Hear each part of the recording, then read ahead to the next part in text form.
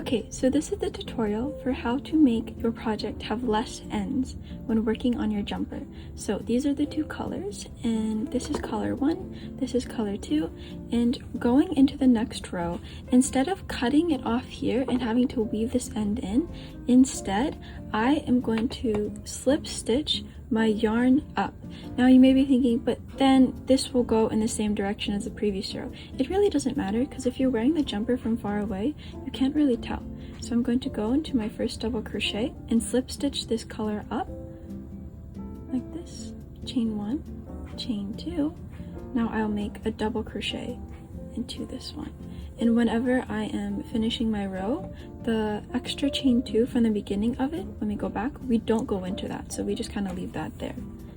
But then now I'm just going to do my double crochets as I would do for this row and go across all the way.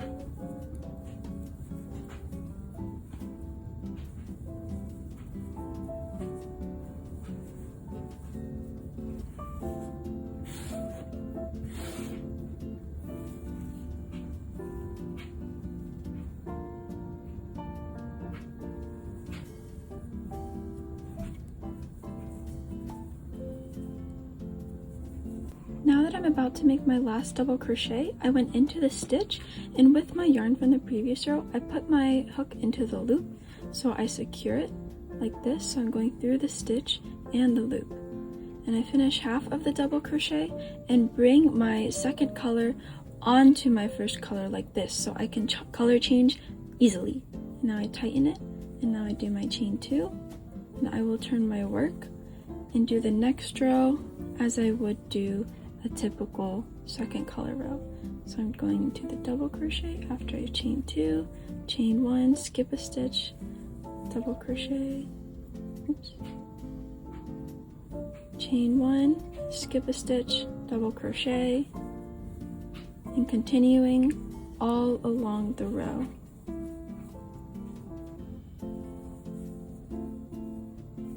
Now that I'm at the end of the row, it's up to you whether you'd like to chain 1.